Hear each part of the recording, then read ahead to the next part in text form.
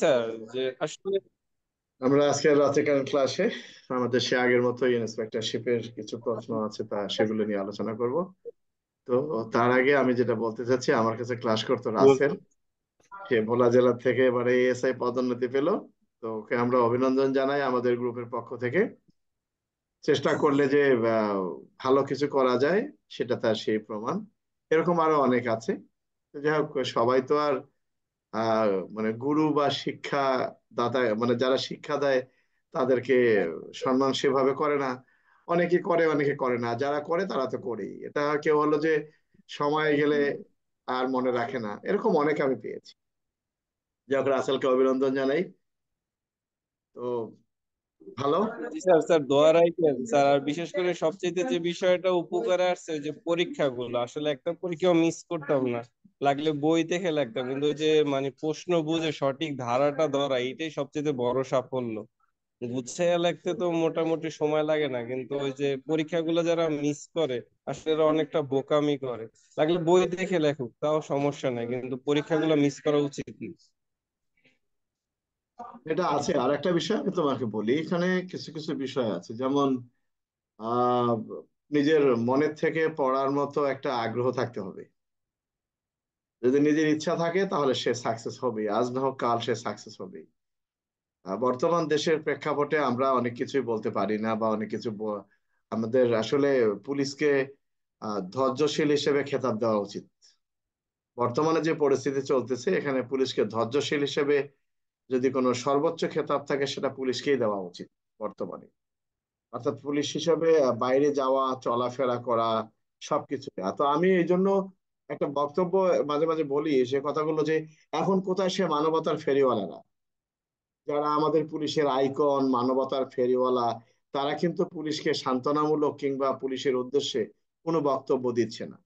এই আমরা যারা অবসরে আছি বা ছোটখাটো যে দু একজন আছে, তারা কিন্তু মাঝে মাঝে তাদের মনের ক্ষোভটা একটু লেখে। আসলে ছাত্ররা আন্দোলন করতেছে, এটা তাদের বিষয়, তাদের রাজনৈতিক অধিকার আছে, তাদের সাংবিধানিক অধিকার আছে, কিন্তু পুলিশেরও তো সাংবিধানিক অধিকার আছে দেশকে রক্ষা করা।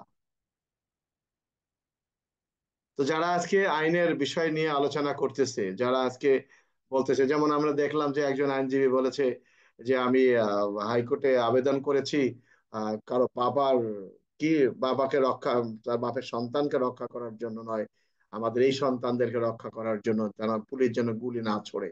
তা পুলিশ গুলি ছুড়বে না, আইন কি পরিবর্তন করতে পারবে? পুলিশ কি অহেতুক কাউকে গুলি ছোড়েন? তাহলে উনি একজন আইনজীবী, আইনজীবী হয়ে এই উচ্চ আদালতে যদি এরকম একটা আবেদন করে, তাহলে ওকে তো বোঝা উচিত। শোনো, আমি একটা কথা বলিনি, আমি যখন ঢাকা কোর্টে ছিলাম, সেখানে জনৈক অ্যাডভোকেট এখন হাইকোর্টে, মহামান্য আমাদের উচ্চতর আদালতে আছেন আর কি, বিজ্ঞ আদালতে, উচ্চতর আদালতে আছেন পিপি হিসেবে। মানে তিনি ডেপুটি অ্যাটর্নি জেনারেল হিসেবে আছেন। তো একটা মামলার আমি যেখানে কথাটা বলে নিচ্ছি, একটা মামলায় ওনার নামটা, ওনাকে একটু বাহাবা নিতে হবে। দেখো, আমরা জানি সাক্ষ্য আইনের মধ্যে স্পষ্ট করে উল্লেখ করা আছে, সাক্ষীকে কখনো উত্ত্যক্ত বা অসম্মানজনক বা তার আহ তাকে আঘাত করে কোনো প্রশ্ন করা যাবে না, এটা সাক্ষ্য আইনে স্পষ্ট করে উল্লেখ করা। তো জনৈক ব্যক্তি একটা বড় রকমের মামলায়, যে মেয়েটা ধর্ষণ জনিত কারণে মৃত্যু হয়েছে এবং তাকে খুন করা হয়েছে, ধর্ষণ করার পরে তাকে খুন করা হয়েছে, তো সেই রকম একটা মামলার জেরা করাকালীন সময়ে এই সম্মানিত আইনজীবী, তিনি আহ তার বাবাকে যারা জিজ্ঞাসা করতেছেন যে আপনার মেয়ের এইটা ব্রা কিনা। তো কোনো বাবা কি তার মেয়ের ব্রা চিনে? দেখেন, এই আইনজীবীটাই ওবায়দুর রহমান মরা, ঢাকা ডিস্ট্রিক্ট ডিসি অফিসের ওখানে তখন সিএমএম সাহেবের একজন গাড়ি ধুতো ওবায়দুর রহমান মরা, তানিয়া নামে একটা মেয়ে রেপ হয়েছিল, ছোট্ট বাচ্চা রেপ হয়েছিল। এই লোকটাই তাকে ভাইরাল করার জন্য কোর্টকে জেগে, তখন কিন্তু এরকম টেলিভিশন বা ফেসবুকে এরকম মিডিয়াগুলো এরকম হয়নি, শুধু টিভির খবরগুলো হতো, এরকম ফেসবুকে কেন হয় নাই। সে ভদ্রলোক এটা জেরায় বলতেছে যে বিজ্ঞ আদালত, যে ওবায়দুর রহমান মরার, সরি তোমাদের কাছে মাপ চেয়ে নিচ্ছি, তিনি এভাবে কথাটা বলছেন যে ওবায়দুর রহমান মরার, তার কি এতই শক্তি যে তাকে রেপ করার সময় মেয়েটি চিৎকার করে রক্তাক্ত হয়ে গেল? এটা কোন ধরনের ভাষা? এই ব্যক্তিটাই আমাদের ডিবিতে যখন ডিবিতে যখন, ঢাকা ডিএমপি ডিবিতে যখন জালাল মার্ডার হলো, পানির ট্যাঙ্কিতে জালাল মার্ডার হলো, ইন্সপেক্টর জিয়া, ওনার কোনো আইনজীবী আর আসে না, তখন সে নিজে আইনজীবী হলো। মানে অর্থাৎ অবান্তর কিছু প্রশ্ন করে তাকে ভাইরাল হতে হবে এই ভদ্রলোক। আরেকটা, একটা মহিলা শ্রীলঙ্কার, আমি কোর্টে তখন ছিলাম, আমি অনেকগুলো তার সাক্ষী আমি দেখেছি। তো এরকম কিন্তু অনেকেই নিজেকে ভাইরাল করার জন্য, তাকে চেনার জন্য অনেক কিছু করে। কিন্তু আমরা এটা প্রকাশ করতে পারি না, কারণ আমরা এর তথ্যটা কাউকে বোঝাতে পারি না যে ঘটনাটা এরকম না, ঘটনাটা ওই রকম। হ্যাঁ, তো এই জন্যই আমার একটু মাঝে মাঝে ক্ষোভ লাগে যে আমাদের যারা এখানে আইকন আছে, বিভিন্ন সময় আইকন, মানবতার ফেরিওয়ালা, গাড়িওয়ালা, কত কিছু আছে, এই ভদ্রলোকরা এখন কেউ বলেন, একটা পুলিশের পক্ষে কথা বলার মতো এখন কেউ নেই। প্রকাশ্যে দিবালোকে যদি কোনো পুলিশকে রাস্তার মধ্যে ধরে এখন মানে বস্ত্র ছাড়া করে ফেলে, সে সম্পর্কেও বলার মতো কোনো পুলিশ এখন নাই, পাচ্ছি না আমরা। এটা আমরা দেখতেছি বর্তমানে যেভাবে পুলিশ তো আসলে রাষ্ট্রের খাতিরে কাজ করতেছে, রাষ্ট্র রক্ষার্থে করতেছে, জনসাধারণকে রক্ষা করার জন্য কাজগুলো করতেছেন। তোমাদের মনে কি হবে জানি না, পুলিশের কাজটা কিন্তু তাই। আজকে এই পুলিশ সদস্যরা যদি আগ্নেয়াস্ত্র ব্যবহার না করতো, হিংসাত্মক কার্যকলাপ আরো বেড়ে যেত, সেখানে কি হতো, কাপুরুষতার পরিচয় হতো। এই ছাত্ররাই তখন বলতো পুলিশ ব্যর্থতার পরিচয় দিয়েছে। তাহলে পুলিশের দোষ কতটুকু? আসলে পুলিশের কোনো দোষ নেই। একটা সংসার চালাতে গেলে অসংখ্য লোকের মাঝে দু একটা ইনসিডেন্ট হতেই পারে, তার জন্য সে দায়ী, গোটা পুলিশ ডিপার্টমেন্ট দায়ী নয়। একজন লোক আজকে আমাকে, আমি একটা ফেসবুকে যে একটা স্ট্যাটাস দিয়েছি, এক ভদ্রলোক আমাকে বলতেছেন বেনজির বেনজির। তা আমি তাকে ফোন করে বললাম, বেনজির বেনজির না, বেনজির সাহেব বলেন। কারণ উনি অপরাধী এখনো প্রমাণ হয় নাই। দ্বিতীয়ত, উনি প্রমাণ হলে ওনার বিসিএস টা রাষ্ট্র কিন্তু কেড়ে নেয় নেই। তো বিসিএস পাশ করা একজন ব্যক্তির সাথে আপনি কিভাবে আচরণ করবেন সেটাও তো আপনি জানেন না। একটা মেয়ে দেখলাম, যে কথাটা এই জন্য বলছি, একটা মেয়ে দেখলাম ফেসবুকে, যে ভিডিওতে দেখলাম, সে বলতেছে পুলিশকে যে টোকাইয়ের বাচ্চারা মেট্রিক পাশ করে পুলিশে ভর্তি হয়েছে। সেখানে কি শুধু মেট্রিক পাশ করা পুলিশে ছিল? সে হয়তো অনার্স পাশ করেছে বা মাস্টার্স পড়তেছে। আমাদের কনস্টেবল অনেক অনার্স মাস্টার্স পাশ করা আছে না? সেখানে সাব ইন্সপেক্টররা অনার্স মাস্টার্স না? আচ্ছা স্যার। অথচ ওই মেয়েটা কিন্তু পুলিশে ভর্তি হওয়ার যোগ্য না, ও কোনো চাকরিই পাবে না, কারণ ওর যোগ্যতা অতটুকুই। এগুলো আমরা দেখি। যা হোক, আমরা অনেক কথা বললাম। তো রাসেল, তোমাকে সাধুবাদ জানাই, যারা যারা ওখানে আছে আমার সালাম দিও, যারা যারা আমার কাছে ক্লাস করেছে সবাইকে আমার সালাম দিও। সাব ইন্সপেক্টর হিসেবে গেছে অনেকেই, অনেকেই ক্লাস করছে, তুমি দেখলে চিনবা। তুমি ভালো থেকো, তোমাকে সাধুবাদ জানাই। স্যার দোয়া করিয়েন স্যার, এই প্রথমবার পরীক্ষা দিলাম স্যার, প্রথমবারে সাফল্য হইলো। তুমি তো স্যার এটা দোয়া রাখিয়েন। তুমি তো আমাকে মাঝে মাঝে ফোন দিতা, স্যার আমি এটা কি করব, আমাকে একটু সাহায্য করেন। স্যার বিষয়টা হচ্ছে স্যার, নিজের পড়তে হবে, আপনি তো শুধু পারবেন আমার পথটা একটু আগাই দিতে, কিন্তু নিজের পথ চলা স্যার নিজের চলতে হয়। আর এখানে ফাঁকি দেওয়া মানে নিজেরাই ফাঁকি দেওয়া। যাই হোক, আমরা একটা প্রশ্নে চলে আসি। একটা প্রশ্ন আমরা গতকালকেও তো আলোচনা করেছিলাম, আজকের যে প্রশ্নটা সেটা আলোচনা করব। প্রশ্ন হলো যে আত্মরক্ষার ক্ষেত্রে ইচ্ছাকৃতভাবে কোনো নিরপরাধ ব্যক্তিকে হত্যা করা যায় কি? আত্মরক্ষার ক্ষেত্রে ইচ্ছাকৃতভাবে কোনো নিরপরাধ ব্যক্তিকে হত্যা করা যায় কি? অনেকে সে প্রশ্নের উত্তর বুঝবে, অনেকে বুঝবে না। আসলে এটা কোন ধারার প্রশ্ন নাজমুল? আত্মরক্ষার ক্ষেত্রে ইচ্ছাকৃতভাবে কোনো নিরপরাধ ব্যক্তিকে হত্যা করা যায় কি? পেনাল কোডের 106 স্যার। এখানে সরাসরি পেনাল কোডের 106 ধারা, কিন্তু প্রশ্নটা বুঝতে হবে। কি বলছে? আত্মরক্ষার ক্ষেত্রে ইচ্ছাকৃতভাবে, অনেকে বলবে ইচ্ছাকৃতভাবে হত্যা করলে তা খুন হিসেবে গণ্য হবে, মানে রেফারেন্স দিয়ে দিবে। আমরা কি লিখবো? পেনাল কোডের 106 ধারায় উল্লেখ করা আছে, নিজের জীবন রক্ষার্থে যদি এমন পরিস্থিতি হয় যে আক্রমণকারীকে প্রতিহত করতে গেলে নিরপরাধ ব্যক্তির মৃত্যু ঘটার সম্ভাবনা রয়েছে, সেক্ষেত্রে নিজের জীবন রক্ষার্থে আক্রমণকারীকে প্রতিহত করিবার উদ্দেশ্যে এমন কোনো কাজ করলে, সে কাজের ফলে যদি নিরপরাধ কোনো ব্যক্তির মৃত্যু হয়, সেক্ষেত্রে আক্রান্ত ব্যক্তির কোনো অপরাধ হইবে না। আমার কথা কি বুঝতে পারছো না, বোঝো নাই? জি স্যার, বুঝতে পারছি স্যার। আমার পরীক্ষার একটা প্রশ্ন আছে, একজন বই নিয়ে গেছে, যেহেতু আমার বই আছে, তো একজন আমাকে ফোন করে বলতেছে, স্যার একটা প্রশ্ন আপনি লিখছেন, প্রশ্নটা তো সঠিক হয় নাই, এটা তো স্যার আমি ধারা হবে 301, কিন্তু আপনি দিয়েছেন 302। আমি ঘটনাটা কি? প্রশ্নটা হলো, ক নামক ব্যক্তি ক নামক ব্যক্তি খ নামক ব্যক্তিকে হত্যা করিবার উদ্দেশ্যে গুলি ছোড়েন। ক নামক ব্যক্তি খ নামক ব্যক্তিকে হত্যা করিবার উদ্দেশ্যে গুলি ছোড়েন, কিন্তু সেই গুলিটি খকে না লেগে গ নামক ব্যক্তিকে লাগে, ফলে গ মারা যায়। এক্ষেত্রে কয়ের অপরাধ কি, অর্থাৎ কয়ের শাস্তি কি হবে? সে বলতেছে 301। আসলে তাকে আমি বুঝাতে পারলাম না, পরবর্তীতে সে বুঝলো ঠিকই, কিন্তু অল্প একটু বুঝলো 301-এর বক্তব্যটা কি। কারণ 300 ধারায় খুনের সংজ্ঞা দেয়া আছে, কোন অপরাধটা খুন হিসেবে গণ্য হবে। 299-তে বলা আছে অপরাধজনক প্রাণহানি কোনটা, সেখানে উদাহরণ দেয়া আছে। তো 301-এ বলছে যে যদি কোনো ব্যক্তি অপর কোনো অপর কোনো ব্যক্তিকে হত্যা করিবার উদ্দেশ্যে এমন কোনো কাজ করেন যার ফলে অন্য ব্যক্তির মৃত্যু হয়, সেক্ষেত্রে তার কাজটি দুঃখিত, তার কাজটি অপরাধজনক প্রাণহানির মধ্যে পড়বে না, তার কাজটি খুন হিসেবে গণ্য হবে। 301 ধারার প্রশ্ন হলো এটা। তাহলে প্রশ্ন হলো, কে কি অপরাধ করলেন ব্যাখ্যা দিন।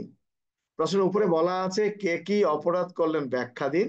সেখানে বলল ক নামক ব্যক্তি খ নামক ব্যক্তিকে হত্যা করিবার উদ্দেশ্যে গুলি ছোড়েন। ক খকে হত্যা করার জন্য গুলি ছোড়েন, কিন্তু সেই গুলিটি গ নামক ব্যক্তির শরীরে লাগে এবং গ মারা যায়। এক্ষেত্রে কয়ের অপরাধ কি? অপরাধটা সরাসরি পেনাল কোডের 302 ধারা। আমার কথা কি বুঝতে পারছো না, বোঝো নাই? জি স্যার, বুঝছি স্যার। জি স্যার, বুঝতে তিনশো পারছি দুই স্যার। তোমরা তো নিজেরা 301 300 এতদিন মনে করছো, তাই না?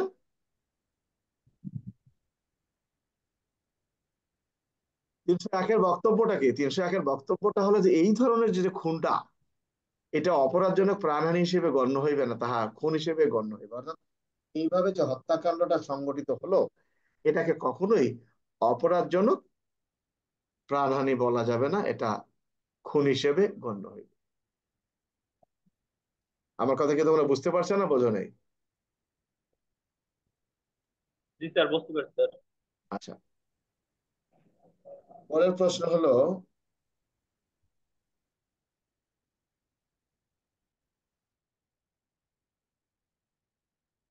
আচ্ছা, আলামত জব্দের ক্ষেত্রে অনুসরণীয় পদ্ধতি বর্ণনা করো।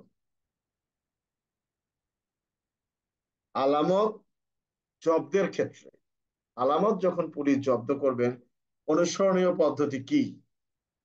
কি করবেন পুলিশ? জি স্যার, বিপি ফর্ম 44 অর্থাৎ বিবি ফর্ম অনুসরণ করবে। নম্বর 44 অনুসরণ করে পুলিশ জব্দ তালিকা প্রস্তুত করবেন। অর্থাৎ তিনি দেখবেন যে ঘটনার তারিখ ও সময় সঠিক লেখা আছে কিনা, ঘটনাস্থল সঠিকভাবে লেখা হয়েছে কিনা, অর্থাৎ এই জব্দ তালিকায় যে সকল বিষয়ে উল্লেখ থাকে সেগুলো সঠিকভাবে লেখা হয়েছে এটা তিনি খেয়াল করে তারপর জব্দ তালিকা রাখেন। এই বিবি ফর্ম সাক্ষী, অর্থাৎ এই জব্দ তালিকাটা প্রস্তুত করার সময়, এখন স্যার ধারা কোনটা? এটা ধারা হলো শুধুমাত্র বিপি ফর্ম নাম্বার 44 এবং পিআরবি 280। আমার কথা বুঝতে পারছো সোহেল? জি স্যার, বুঝতে পারছি। প্রশ্নটা ওইভাবে গুরুত্ব না, তারপরেও আমরা একটু আলোচনা করি। আচ্ছা, এখানে অনেক কিছু বলা আছে। আচ্ছা, এফআইআর কাকে বলে? এফআইআর এ কি কি ত্রুটি বিচ্ছুতি পরিলোক দেখার প্রয়োজন নাই? কি অপরাধ করলেন? ক নামক একজন যুবক খ নামক যুবতীকে স্কুলে যাইবার পথে দিবালোকে জড়িয়ে ধরলেন, তার অপরাধটা কোন ধারায়? প্রশ্ন হলো কে কি অপরাধ করলেন ব্যাখ্যা দিন। ক নামক যুবক খ নামক যুবতীকে স্কুলে যাওয়ার পথে জড়িয়ে ধরলেন, তার শাস্তি কোন ধারায়, মানে তার অপরাধটা কোন ধারায়? নারী ও শিশু নির্যাতন দমন আইনের 10 ধারা। আমরা কথাটা কিভাবে লিখবো, আমাদের মানে উত্তরটা কিভাবে লিখবো, আমরা উত্তরটা কিভাবে লিখবো কেউ বলতে পারবা? কি? স্যার, নারী ও শিশু নির্যাতন দমন আইনের 10 ধারা উল্লেখ করা আছে হ্যাঁ, কথাটা যে ঠিক আছে, আমরা লিখবো যে নারী ও শিশু নির্যাতন দমনের 10 ধারায় উল্লেখ করা আছে যৌন নিপীড়নের কথা। অর্থাৎ যদি কোনো ব্যক্তি কোনো যৌন কামনা চরিতার্থ করিবার উদ্দেশ্যে নারীর কোনো অঙ্গে স্পর্শ করেন, তাহলে সেই ব্যক্তি এই ধারায় অপরাধ করবেন। আলোচ্য প্রশ্নে ক নামক যুবক খ নামক যুবতীকে স্কুলে যাওয়ার পথে জড়িয়ে ধরায় তিনি নারী ও শিশু নির্যাতন দমন আইনের 10 ধারায় শাস্তিযোগ্য অপরাধ করেছেন। বিষয়টা ক্লিয়ার? জি স্যার, ক্লিয়ার। আচ্ছা, একটা পরীক্ষা প্রশ্ন আসছিল, দেখো আমাদের এই প্রশ্নটা। ক একজন যুবতী, মানে খ একজন যুবতী, খ একজন যুবতী, ক নামের একজন যুবক প্রেমে প্রত্যাখ্যান করায়, ক নামক একজন যুবকের প্রেম প্রত্যাখ্যান করায় তার শরীরে অ্যাসিড নিক্ষেপের হুমকি দেয়। পরে একদিন যুবকটি সুযোগ মতো ব্লেড দ্বারা যুবতীর মুখমণ্ডল কাটিয়া জখম করে। এটা কোন ধারার অপরাধ? এটা হচ্ছে অ্যাসিড অপরাধ দমন স্যার আছে। অ্যাসিডের হুমকি তো কোনো অপরাধ না, অ্যাসিডের হুমকি কি অপরাধ? প্যানেল কোড যাবে স্যার, প্যানেল কোড এখানে 326 প্যানাল ধারা। কোডের মুখমণ্ডল বিকৃত করা 326 এবং 506। একজন যুবক প্রেমে ব্যর্থ হয়ে একটা নারীকে অ্যাসিড নিক্ষেপের হুমকি দেন। অ্যাসিড নিক্ষেপ কিন্তু করে নাই, অ্যাসিড নিক্ষেপের হুমকি দেন। পরবর্তীতে সে একদিন ওই নারীটিকে একা পেয়ে নারীটির মুখে ব্লেড দিয়ে গুরুতর আঘাত করেন। বুঝতে স্যার, আসলে বুঝতে পারেন না প্রথম। তো এইরকম প্রশ্ন কেন আসে, যাতে তুমি, এটা কিন্তু পরীক্ষা আসছিল এবার প্রশ্ন, জানো তো নাকি? প্রশ্ন আসছিল, তোমরা তো অনেকগুলো বোঝো না, এগুলো আলোচনা করবে। শোনো, নিজেদের মধ্যে সীমাবদ্ধ থাকলে হবে না, এটাকে অনেক দূরে ছড়িয়ে নিয়ে যেতে হবে, তাহলে তুমি ভালো কিছু করতে পারবা। তো প্রশ্ন হলো যে একজন যুবক একটা নারীকে প্রেম নিবেদন করেছেন, নারীটি যুবকের প্রেমটা প্রত্যাখ্যান করায় যুবকটি নারীটির প্রতি ক্ষিপ্ত হয়ে তাকে অ্যাসিড নিক্ষেপের হুমকি দেয়। কিন্তু একটা পর্যায়ে এই যুবকটি নারীকে একা পেয়ে তার মুখে ব্লেড দ্বারা গুরুতর জখম করে। এইরকম ঘটনার ক্ষেত্রে যুবকটির অপরাধ কি? সবাই মনে করবে অ্যাসিড নিক্ষেপের, অ্যাসিডের ধারায় টারায় হাবিজাবি চলে যাবে, কিন্তু মূলত ধারাটা হলো পেনাল কোডের 326, অর্থাৎ 320 কিন্তু বলা আছে মুখমণ্ডল বিকৃতকরণ, আছে না? জি স্যার, আছে আছে স্যার। আর ভয়ভীতি দেখানো 506 আছে না? আছে স্যার। স্যার আছে স্যার। তাহলে এরকম ধারায় আমরা কোন উত্তরটা লিখবো? দুঃখিত, এরকম প্রশ্নের ক্ষেত্রে আমরা কোনটাও লিখবো?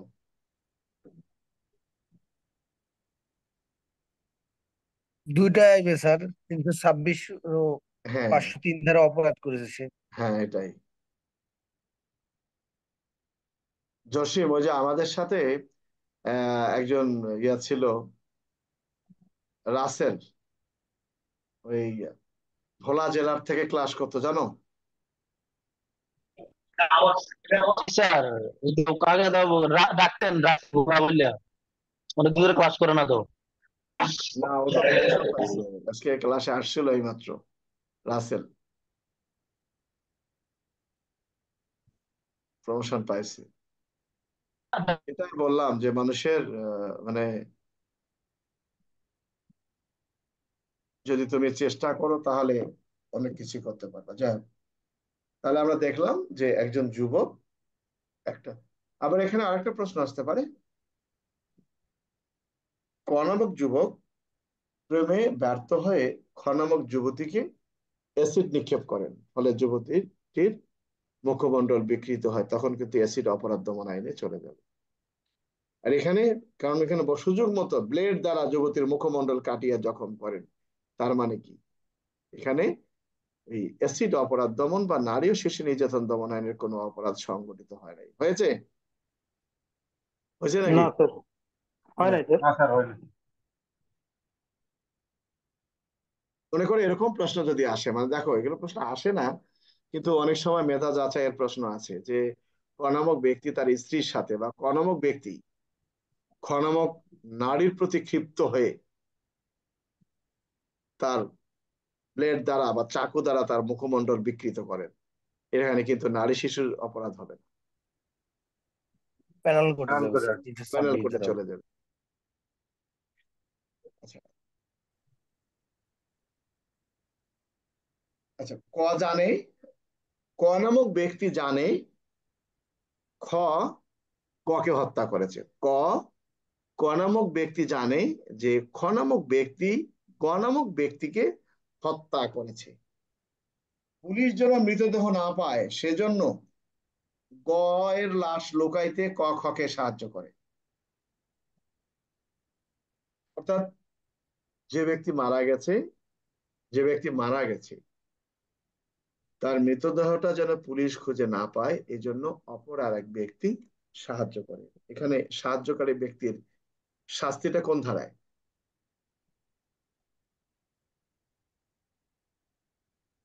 Panel code 119।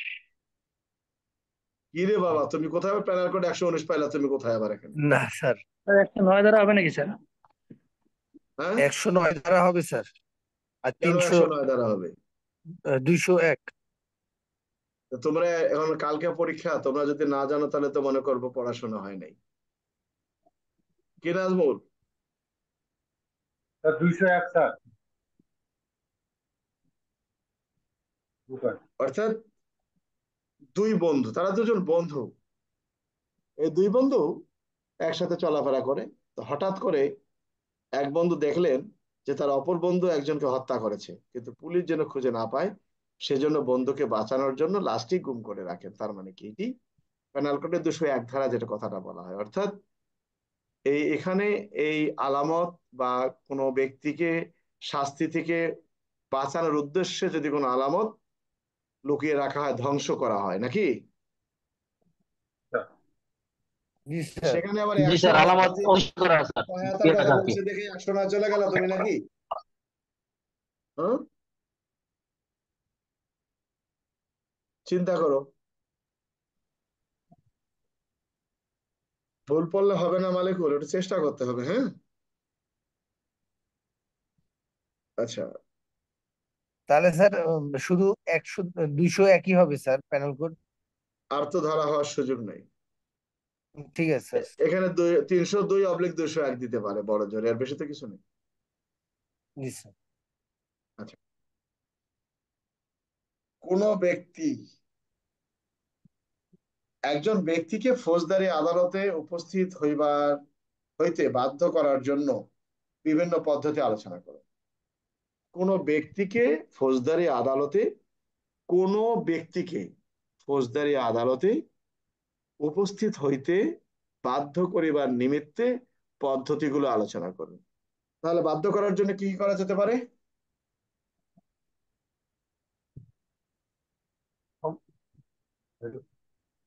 আমরা কিভাবে এটা লিখবো 90 প্রশ্ন? ধারায়, বুঝি না। এটা কি 90 হবে না স্যার? একটু অপেক্ষা করো।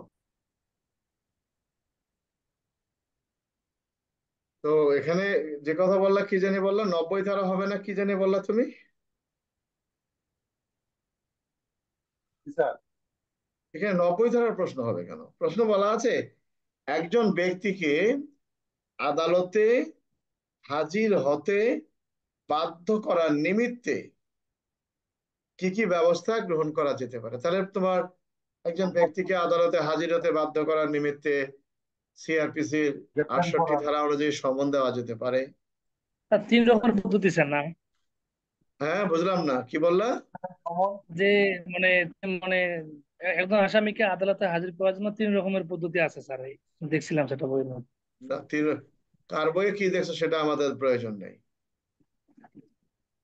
একজন ব্যক্তিকে আচ্ছা, আদালতে এটা হাজির কমন। করার নিমিত্তে যে সকল ব্যবস্থা গ্রহণ করা যায় সেখানে হলো, প্রথমত সমন দিতে পারে, সমন, সরাসরি 75 ধারা গ্রেপ্তারি অনুযায়ী পরোয়ানা। গ্রেপ্তারি পরোয়ানা দিতে পারে, 87 ধারা অনুযায়ী হুলিয়া পরোয়ানা দিতে পারেন, 88 ধারা অনুযায়ী ওই আসামির মালামাল ও, ক্রোকের আদেশ দিতে পারেন।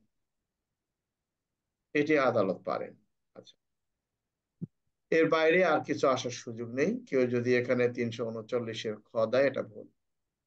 বক্তব্যটা হলো যে একজন ব্যক্তিকে আদালতে হাজির হতে বাধ্য করার নিমিত্তে কোন কোন পদ্ধতি অবলম্বন করা যেতে পারে। এখানে কিন্তু আসামির অনুপস্থিতিতে বিচার পদ্ধতির কথাটা বলা হয় নাই। তার মানে এখানে আসবে যে একজন ব্যক্তিকে হাজির করার জন্য আদালত কি কি ব্যবস্থা গ্রহণ করতে পারে। বিষয়টা ক্লিয়ার? জি স্যার, ক্লিয়ার। জি স্যার। আমরা লিখবো যে একজন ব্যক্তিকে আদালতে হাজির করার নিমিত্তে যে সকল পদ্ধতি অনুসরণ করা যায় সেটা নিম্ন। আমার কথা কি বুঝতে পারছো? জি স্যার। জি স্যার। জি স্যার, বুঝতে পারছি। আমরা তখন 68 থেকে 88 পর্যন্ত লিখে যাব, এর বাইরে কিছু নাই। যা হোক। আর ওই যে ও যেটা বলছে ওটার ওগুলার সিস্টেমের আমাদের প্রয়োজন নেই। আচ্ছা, চোরাই দ্রব্য উদ্ধারের জন্য গৃহ তল্লাশির সময় কি কি ব্যবস্থা থাকে?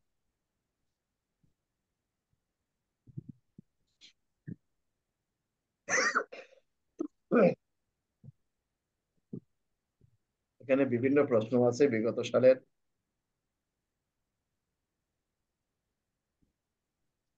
ক নামক ব্যক্তি তার স্ত্রীকে গলা কাটিয়ে হত্যা করেন। ক নামক ব্যক্তি তার স্ত্রীকে গলা কাটিয়ে হত্যা করেন। কয়ের ভাই খ হত্যাকাণ্ডে ব্যবহৃত ছুরিটি যাতে না পায় সেজন্য পুকুরে ফেলে দেয়। তার অপরাধটা কোন ধারায়? 201 স্যার। আমরা কার অপরাধ দুইটা চাচ্ছি? কেন স্যার? অর্থাৎ তার ভাইয়ের অপরাধটা আছে। তার ভাইয়ের অপরাধটা কোন ধারায়? ভাইয়ের পেনাল অপরাধ কোডের করা হচ্ছে 201 স্যার। 201। এটা 201 ধারায় তার অপরাধ। অর্থাৎ এক ব্যক্তি তার স্ত্রীকে হত্যা করেছে একটা ছুরি দিয়ে, কিন্তু তার ভাই এসে ওই ছুরিটা পুকুরে ফেলে দিয়েছে এই উদ্দেশ্যে যে পুলিশ যেন এই ছুরিটা খুঁজে না পায়। আমার কথা কি বুঝতে পারছো? জি স্যার। জি স্যার। জি স্যার, বুঝতে পারছি স্যার। আলামাত্রা স্যার। একটু দাঁড়াও। সালাম স্যার।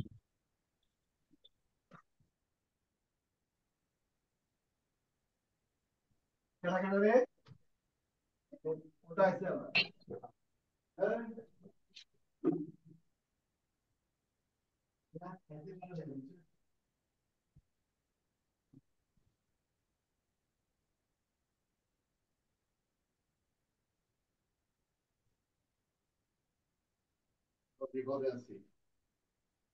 বিপদ হলো বাসায় আছি, বিড়াল। তো আমার বিড়ালের জন্য মনে করো মেন গেটের দরজা কাটা আছে। আমার যে মানে ইয়ার গেট, বাসা ঢোকার গেট, গেটের ওখানে কি সুন্দর ছিদ্র করে দেওয়া আছে যাতে বিড়াল ঢুকতে পারে। এবং বাসায় ঢোকার জন্য মেইন দরজা, সেখানেও বিড়ালের ছিদ্র করা আছে, আমার বিড়াল যেন যাতায়াত আসতে পারে যাইতে পারে। এখন এই সুবিধা নিয়ে অন্য মানুষের বিড়াল এসে চুরি করে খায়, কারণ আমার বিড়াল হলো 5টা, ওই বাসার বিড়াল আসে একটা। ওই বিড়ালটার এরা 5 জনে মিলে আসলেই মানে মারামারি কি একটা ঘ ঘ আওয়াজ শুরু করে দেয়। কিন্তু এই 5টা ওর সাথে পারে না, ও ও একাই 5টা মাইনে থেকে যায়। বুঝছো? সেই বিড়াল খাইতে আসছিল, কি এক চিল্লা শুরু করছে বাইরে।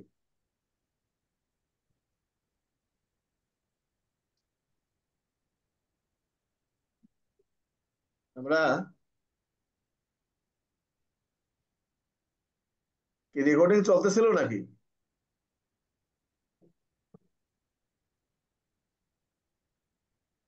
না মনে হয়।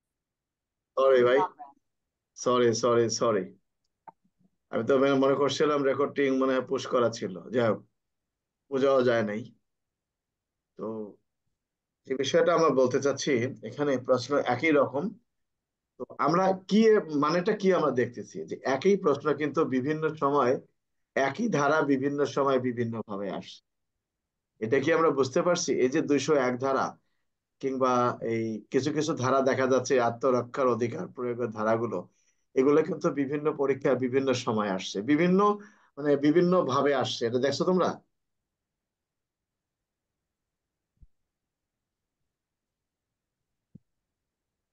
এটা কি তোমরা বুঝতে পারছো না বোঝো নাই?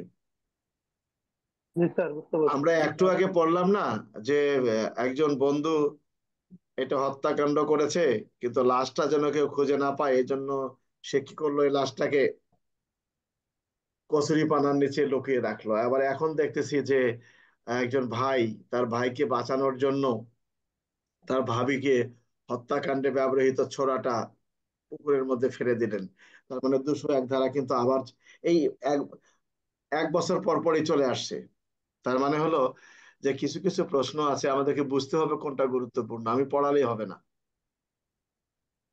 যে প্রশ্নগুলো ঘন ঘন আসছে এগুলো কিন্তু আমাদেরকে গুরুত্বপূর্ণ মনে করতে হবে। কি আমার কথা বুঝতে পারছো কি তোমরা? জি স্যার। শোনো, যত জি রকমের স্যার। পরীক্ষা, যত রকমের পরীক্ষার প্রশ্ন আছে, অনেকে আমাকে বলে যে স্যার আপনার গাইডে তো ওই সালের প্রশ্নগুলো নাই, সালের প্রশ্নের উত্তর নাই। এখন একই প্রশ্ন 10 বার আসছে, প্রত্যেকবার দেখা গেলো একই প্রশ্ন কনস্টেবল থেকে এএসআই আসছে, এএসআই থেকে সাব ইন্সপেক্টর আসছে, বা এটিএস এর আসছে, একই প্রশ্ন। তাহলে কি আমি ওই 10টা প্রশ্ন দিয়ে বইটা মোটা মোটা বানাবো নাকি? কি না স্যার, দরকার নেই স্যার। পড়াশোনা কখনো সীমাবদ্ধতার মধ্যে রাখলে হবে না। অনেকে চিন্তা করে যে স্যার সাজেশন দেন, সাজেশন তো মানে দিলাম, তো আমারটা যদি না আসে আমি কি কোনো পণ্ডিত? অর্থাৎ আমাকে বুঝতে হবে যেগুলো আমরা পড়াচ্ছি এর মধ্যে কোনটা গুরুত্বপূর্ণ। একজন পরীক্ষার্থী নিজেকে যদি মনে করতে না পারে যে কোনটা গুরুত্বপূর্ণ, তাহলে সে ভালো রেজাল্ট করতে পারে। তো তুমি যখন বিগত সালের প্রশ্নগুলো আলোচনা করে দেখতেছো যে আহ, যারা পরীক্ষা নেন তারা একই রকমের প্রশ্ন এক বছর পর পর মানে বেশ, তুমি 20 বছরের প্রশ্ন অ্যানালাইজ করলা, দেখা গেল যে একই রকম প্রশ্ন 18 বার আসছে, তাহলে বুঝতে হবে এই প্রশ্নটা গুরুত্ব আছে নাকি? কি স্যার, জি স্যার। কাছে কাছে এই জিনিসগুলো একটু খেয়াল করবা। তো এখানে আমরা যেটা দেখলাম যে ক নামক ব্যক্তি তার স্ত্রীকে গলা কেটে হত্যা করেন। তো কয়ের বাই খ হত্যাকাণ্ড ব্যবহৃত ছুরিটি পুলিশ যাতে না পায় সেজন্য পুকুরে ফেলে দিলেন। এখানে কয় এবং ক্ষয়ের কি অপরাধ? কয়ের অপরাধও চেয়েছে, ক্ষয়ের অপরাধও চেয়েছে। তাহলে এখানে কয়ের অপরাধ হবে প্যানাল কোড 302, আর ক্ষয়ের অপরাধ হবে 302/201। বিষয়টা ক্লিয়ার? জি স্যার।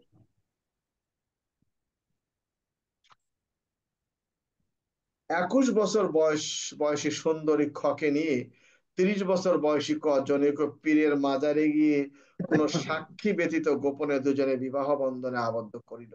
অতঃপর কয়ের মনে তার স্বামী স্ত্রীর বিশ্বাস জন্মিয়ে ক্ষয়ের সাথে যৌন সঙ্গম করেন। এক্ষেত্রে কয়ের অপরাধ কি? নারী শিশু নির্যাতন আইনের 9-1 স্যার। নয় আমরা এই ধরনের প্রশ্ন আসলে উত্তরটা কিভাবে লিখবো? আমরা এই ধরনের প্রশ্ন কিভাবে উত্তর লিখবো?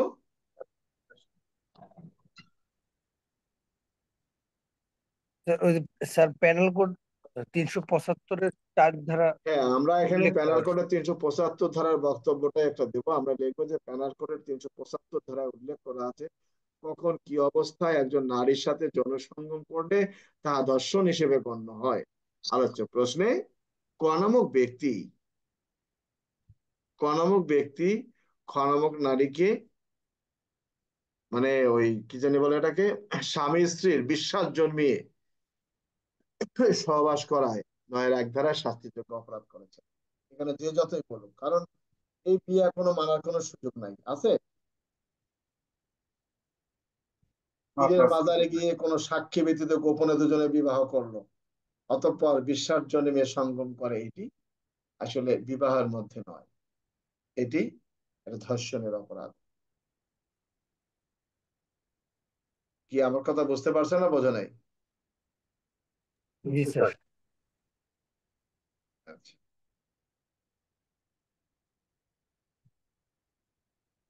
একটি বাঘ খকে আক্রমণ করিয়া টানিয়া নেওয়ার সময় অদূরে থাকা বাঘটির প্রতি গুলি ছোড়েন, ফলে বাঘটি পালিয়ে যায়, কিন্তু কয়ের ছোড়া গুলিতে মারাত্মকভাবে আহত হয়। এটা কত ধারার প্রশ্ন বলো তো?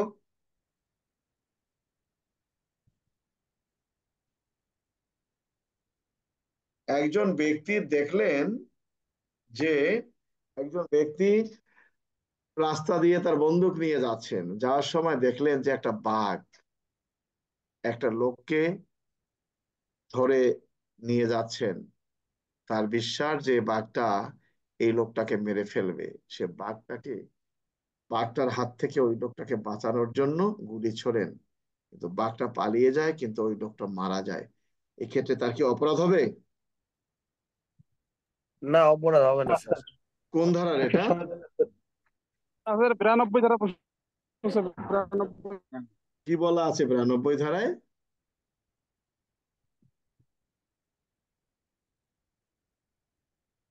কি লেখা আছে 92 ধারায়? কি তোমরা এগুলো পড়ো না? কি Tanvir? Sir panel code 88 sir. তো 92 ধারা বলে কেন? জি স্যার, প্যানেল কোড 88। আগুন লেগেছে, আগুন লেগেছে। উদ্ধার কর্মী জানে যে শিশুটিকে উপর থেকে নিচে ফেলে দিলে মারাও যেতে পারে, কিন্তু তার উদ্দেশ্য হলো ওই শিশুটাকে আগুন থেকে রক্ষা করা। তো ওই শিশুটাকে সে হত্যার উদ্দেশ্যে নয়, আগুন থেকে রক্ষা করার উদ্দেশ্যে উপর থেকে নিচে ফেলে দেয়, ফলে শিশুটি মারা যায়। এখানে তার কি অপরাধ হবে? না স্যার, অপরাধ হবে না। এটা কোন ধারা? 89 ধারা স্যার। এই যে সাধারণ ব্যতিক্রমের যে বিষয়গুলো আছে, এগুলো কিন্তু একটু দেখতে হবে, একটু প্যাচিয়ে টেচিয়ে অনেক সময় প্রশ্ন দেয়, এগুলো বুঝতে হবে। যাক, একজন পুলিশ অফিসার ডাকাতি মামলার সন্দিগ্ধ আসামি খকে গ্রেপ্তার করে থানায় নিয়ে জিজ্ঞাসাবাদের সময় স্বীকৃতি আদায়ের জন্য প্রহার করেন। খ গুরুতর আহত হয়ে সংজ্ঞাহীন হয়ে পড়লে অতি যত্নের সহিত খকে হাসপাতালে নিয়ে চিকিৎসা করান এবং চিকিৎসার যাবতীয় ব্যয়ভার বহন করেন। এখানে কয়ের অপরাধ কোন ধারায়? 332। কত ধারা অপরাধ? Panel code 332 sir. ধর্মীয় খোলার ডিপ 332 হয়। জানোই না কিছু, এই জন্য বললাম যে পড়ে না 330 কিছু না। স্যার। প্রশ্ন বলেন স্যার আবার। এই যে আতিক, তুমি ক্যামেরা ঠিক করো, তোমার ক্যামেরা বোঝা যায় না, তোমার ক্যামেরা ঠিক করো। ক্যামেরাটা এখন স্যার ওই জন্য। একজন পুলিশ অফিসার একজন ব্যক্তিকে গ্রেপ্তার করে স্বীকারোক্তি আদায়ের জন্য নির্যাতন করে। তো ফলে সে লোকটা অসুস্থ হলে পুলিশ অফিসার কি করেন? পুলিশ অফিসার তাকে নিয়ে হাসপাতালে যান এবং চিকিৎসা করেন এবং তো যাবতীয় ব্যয়ভার বহন করেন। এখানে পুলিশ অফিসারের অপরাধ কোন ধারায়? এটা নির্যাতন হেফাজত স্যার। নির্যাতন হেফাজতের বিষয়টি আলাদা, নির্যাতন হেফাজত তো আলাদা আছে। এখানে 330 ধারার কথা বলা আছে, স্বীকারোক্তি আদায়ের উদ্দেশ্যে গ্রেপ্তারকৃত আসামিকে নির্যাতন করা। আর 331 হলো গুরুতর আঘাত করা। বিষয়টা ক্লিয়ার? জি স্যার। এইরকম প্রশ্নের উত্তর আমাদের 330 ধারার মধ্যে আছে, মাথার মধ্যে আনতে হবে। নির্যাতন হেফাজতে চলে যাচ্ছ কেন? তুমি তো এই উত্তরটাই দিতে পারতেছ না।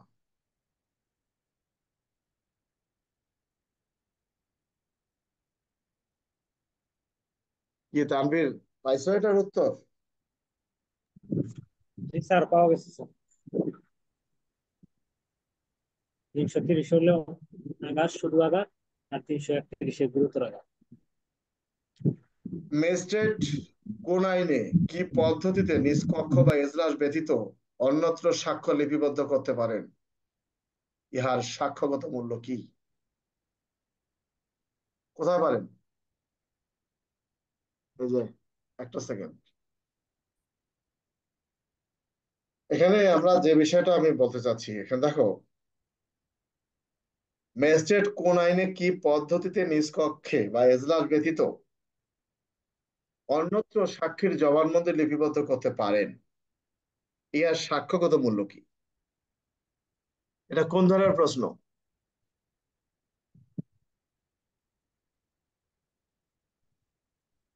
কি কেউ বলতে পারো? তানভীর,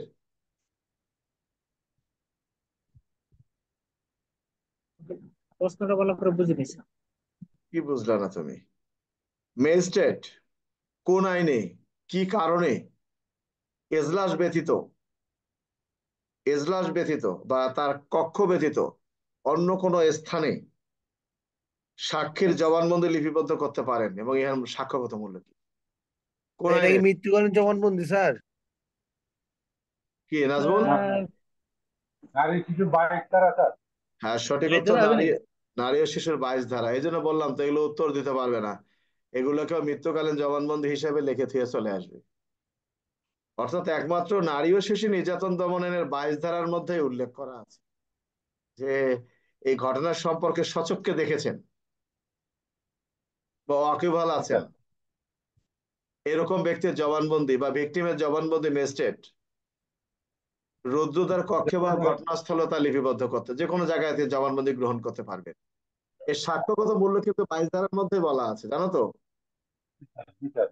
তার ওই 20-এর 6 আছে তো রুদ্রতার কক্ষে। তার হ্যাঁ হ্যাঁ, ওইটা তো স্যার 20-এর 6 তো আছে স্যার, রুদ্রতার কক্ষে তার বিচার কার্য পরিচালিত আর হবে। বিচার কার্য আর এটাকে এক হলো নাকি? জবানবন্দি লিপিবদ্ধ করার কথা বলা আছে। রুদ্রতার কক্ষ কি দরজা বন্ধ করে করবে? রুদ্রতার বোঝো? জি স্যার, ছোট ঘর আবদ্ধ।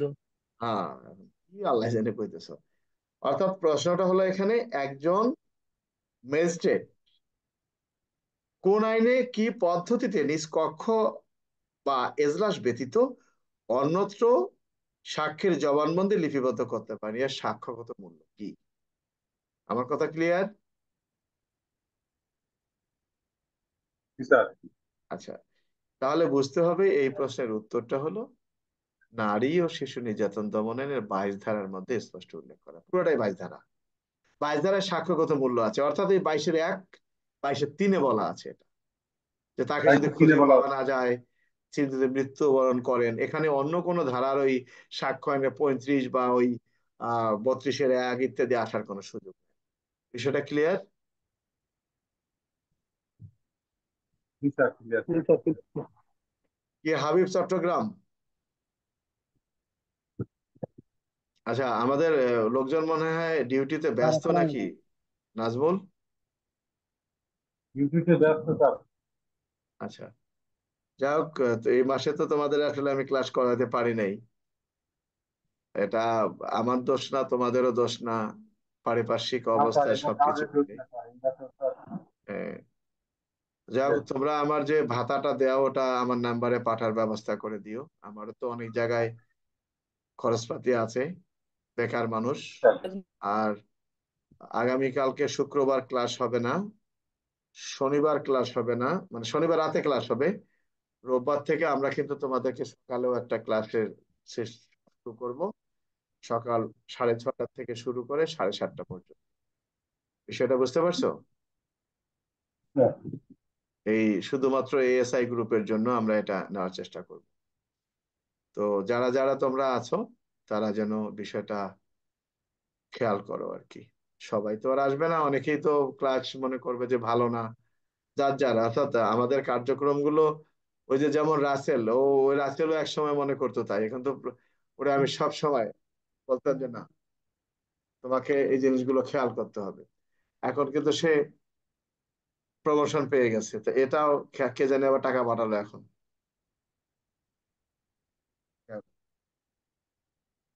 তা আমাদের চেষ্টা করতে হবে। ওই যে যেমন আতিক আতিক তো কখনো পড়ে নাই, আওলাদ আমাদের এখানে নতুন আসছে, তানভীর সোহেল মোটামুটি মেলা দিনে আসছে, ও কিছুটা আইডিয়া চলে আসছে। আতিক এবং আওলাদের হয়তো একটু কষ্ট হবে। তো জিনিসগুলো বুঝতে হবে যে আমাদের মানে প্রশ্নের উত্তরগুলো কিভাবে লিখতে হয়। এটা সাজায় গোজায় না লিখলে কিন্তু নাম্বারটা এরকম পাওয়া যায় না। আর এই তোমাদের এই ক্লাসগুলো। স্যার, হ্যাঁ বলো। আমার তো স্যার প্রথম পরীক্ষা স্যার, আমি তো বাদল স্যারের কাছে শোনার পরে তো আপনার কাছে ভর্তি হইলাম। না, ওই বাদল স্যারের কাছে তোমার শেষমেশ পড়ে তো লাভ নেই বাবা, 1-2 মাসে পড়ে অনেক পড়া, অনেক পড়া। মানে একজন কনস্টেবল থেকে এএসআই হওয়া মানে তাকে সকল বই পড়তে হবে। হুম। যাক, দোয়া করেন স্যার, দেখা যাক আল্লাহ ভরসা। আল্লাহ ভরসা।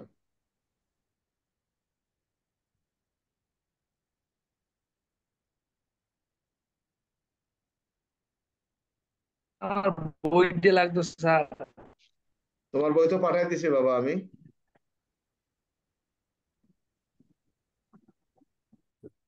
স্যার ক নামক ব্যক্তি রাস্তায় একটি হাত ঘড়ি পেয়ে নিজের বাড়িতে নিয়ে গেলেন, তার অপরাধ কোন ধারায়? 403 স্যার। এই উত্তরটা আমরা কিভাবে লিখবো?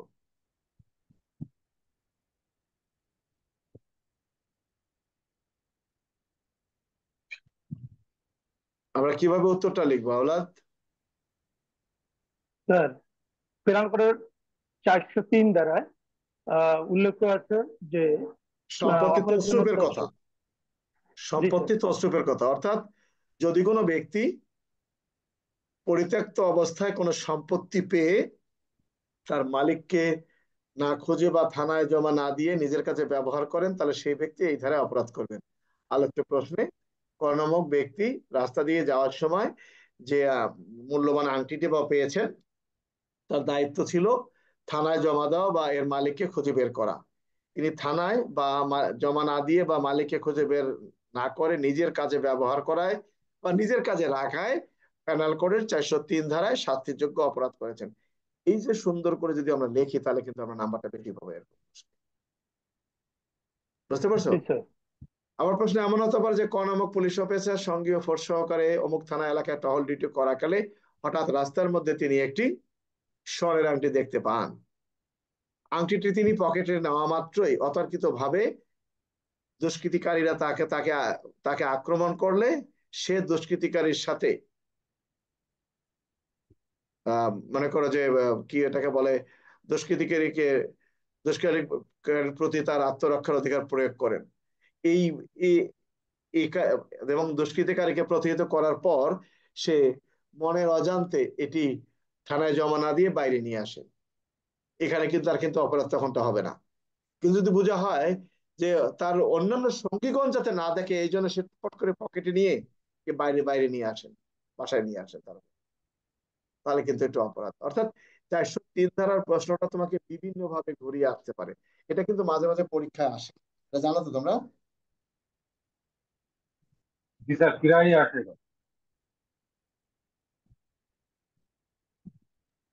স্যার ক একটি সেক্ষেত্রে বখাটে বাড়িতে যুবক নিয়ে আসি। খর্নামীয় কিশোরীকে স্কুলে যাওয়া আসার পথে উত্ত্যক্ত করত। ক এর জ্বালায় অতিষ্ঠ হয়ে খ একদিন আত্মহত্যা করে। অর্থাৎ একটা নারী স্কুলে যাওয়া আসার পথে একটা বখাটে তাকে উত্ত্যক্ত করে, তো একদিন সে এটা সহ্য করতে না পারে আত্মহত্যা করে। এখানে বখাটের অপরাধটা কোন ধারায়? পেনাল কোডের 306 স্যার। নারী শিশু 9 ক আসবে না স্যার? কি না নাজমুল? না, শিশুটা 305, 305 স্যার। 305 হবে কেন? 306 স্যার। এটা আত্মহত্যার চেষ্টার অপরাধ, এই আত্মহত্যার প্ররোচনার অপরাধ, পেনাল কোডের 306 ধারা। এখানে নারী শিশুর অপরাধ 306, 306 স্যার। নারী বলেই 306 স্যার। নারী শিশু নির্যাতন দমন আইনে আসার এখানে সুযোগ নেই, কারণ নয়ের পথে বলা আছে নারীর সম্ভ্রমহানি ঘটার প্রত্যক্ষ কারণে। একটা নারীকে একটা ছেলে উত্ত্যক্ত করেছে, তাকে আসলে স্পর্শও করে নাই, উত্ত্যক্ত করেছে। উত্ত্যক্তটা কখনোই যৌন নিপীড়নের মধ্যে পড়ে না, বা এটি কি জানি বলে এটাকে সম্ভ্রমহানি ঘটার মধ্যে পড়ে না। কাজে কাজে অপরাধটি হবে পেনাল কোডে। দেখো প্রশ্ন স্যার, এমন ভাবে শিশু আসে। বললে স্যার একটু, হ্যাঁ বলো। স্যার হ্যাঁ, শিশু বললে 305 লাগবে না স্যার? শিশু কথা আসবে কেন? শিশু বললে 305 এখানে শিশু হলো 305-এর বিষয়টা কি? শিশুকে আত্মহত্যার প্রয়োজন, আর শিশু যে কিছু বোঝে না তাকে বিভিন্ন অঙ্গিতে, কিন্তু এখানে না, বুঝছি স্যার। 305-এ আসার সুযোগ নেই। বুঝতে পারছো? ঠিক আছে স্যার, ঠিক আছে। জি স্যার, জি স্যার, বুঝছি স্যার। যাই হোক, আমরা মোটামুটি আলোচনা করলাম, বাকিগুলো কালকে আলোচনা হবে না। আমাদের শনিবারে যথারীতি আমাদের ক্লাস হবে। যদি কম্বাইন্ড ক্লাস হয় আমি জানাবো, তবে ক্লাস হবে, এটা ঠিক আছে। আমরা চেষ্টা করব যে আমাদের মোটামুটি আমরা সকালে একটু ক্লাস নেওয়ার চিন্তা ভাবনা করব। ঠিক আছে? জি স্যার। জি স্যার, তো তিনশো না সবাই স্যার যে নাকি? যেখানে আছো তাদেরকে উদ্দেশ্যে একটা জিনিস, পরীক্ষা কাছে, অবহেলা করা যাবে না, ঠিক আছে? স্যার, হ্যাঁ বলো। এই যে তো ওই যে সন্ত্রাস বিরোধী আইনের 18(1) দ্বারা জামাতের বন্ধ করলো স্যার। হ্যাঁ হ্যাঁ, হ্যাঁ, সন্ত্রাস বিরোধী সন্ত্রাস আইনে তো বিরোধী স্পষ্ট বলাই আছে যে যারা এই ধরনের কাজ করে সেই সংগঠনকে, সন্ত্রাস বিরোধী আইন তারপর তো আবার আছে স্যার আমাদের। 18 দ্বারা দেখলাম স্যার, 18 তো দিয়ে করলো, 19 দেখলাম যে আবার যে সম্পদটা যে বাজেয়াপ্ত করতে হবে, এটা কি? তুমি যে কথাটা বলতেছো তোমার কথাটা আমি এখানে শোনো, এখানে শোনো, এই যে এই জিনিসগুলো বুঝতে হবে। এখানে 18(1) বলা আছে এই আইনের উদ্দেশ্য পূরণ করবে, এই আইনের উদ্দেশ্য পূরণ কল্পে সরকার কোন ব্যক্তি বা সত্তা সন্ত্রাসী কাজের সহিত জড়িত রয়েছে মর্মে যুক্তিসঙ্গত কারণের ভিত্তিতে সরকারি গেজেট প্রজ্ঞাপন দ্বারা উক্ত ব্যক্তিকে তফসিলে তালিকাভুক্ত করিতে পারিবে বা সত্তাকে নিষিদ্ধ ঘোষণা করিতে পারিবে। বুঝতে পারছো? স্যার, আচ্ছা, সরকারি গেজেট প্রজ্ঞাপন দ্বারা যে কোনো ব্যক্তি বা সত্তাকে তফসিলে তালিকাভুক্ত করিতে বা তফসিল থেকে বাদ দিতে পারিবে অথবা অন্য কোনোভাবে তফসিল সংশোধন করতে পারবে। তাহলে এখন আমাদেরকে দেখতে হবে তফসিল কোথায় আছে এখানে। এই শোনো, এখানে সন্ত্রাস বিরোধীতে এই যে নিষিদ্ধ সত্তার সমর্থন, এখানে অনেকগুলো বিষয় এখানে আছে তোমাদের এখানে তো এই এই জায়গাতে। হ্যাঁ, এখানে এই সন্ত্রাস বিরোধী আইন 2009, এখানে অনেকগুলো 2012 বিষয় না আছে। স্যার? হ্যাঁ হ্যাঁ, 2012 না স্যার? 2009 সংশোধনী 2013। এখানে মনে হয় রাজনৈতিক দলদের একটা ইয়ে আছে, এখানে রাষ্ট্র যেটা করছে রাষ্ট্রের প্রয়োজনে এটা প্রয়োজন আছে। এই যে তফসিল আছে, দেখো এই দেখে, এই যে তফসিলের কথা বলছে না, দেখো ভালো করে বোঝো, আগে ভালো করে বুঝবো তফসিলে বর্ণিত। এখানে এখানে বলা আছে যে এই আইনের উদ্দেশ্য পূরণ কল্পে সরকার কোন ব্যক্তি সত্তা সন্ত্রাসী কর্মকাণ্ডের সহিত জড়িত রয়েছে মর্মে যুক্তিসঙ্গত কারণের ভিত্তিতে সরকারি গেজেট প্রজ্ঞাপন দ্বারা উক্ত ব্যক্তিকে তফসিলে তালিকাভুক্ত করতে পারবেন। এখন তফসিল 1 তালিকাভুক্ত, যেখানে বলা আছে তফসিল 1 তফসিলে তালিকাভুক্ত করতে পারবেন, এখানে বলা আছে। এখানে এই তালিকার মধ্যে বলা আছে, দেখো, শাহাদাতে আল ইসলাম হিকমা পার্টি নিষিদ্ধকরণের তারিখ ইত্যাদি কাকে কাকে নিষিদ্ধ করেছে। তারপরে জামাতুল মুজাহিদিন, ফরকাতুল জিহাদ, এখানে নিষিদ্ধ করতে পারবেন। আর এখানে আরেকটা কথা বুঝেও না, তফসিল 1, 2 এখানে অনেকগুলো বিষয় এখানে উল্লেখ করা আছে, বুঝতে পারছো? তো যাই হোক, রাষ্ট্র যেটা করেছেন রাষ্ট্রকে সাধুবাদ জানাতে হবে। সবাই ভালো থাকো, তোমাদের সাথে শনিবার রাত্রে কথা হবে।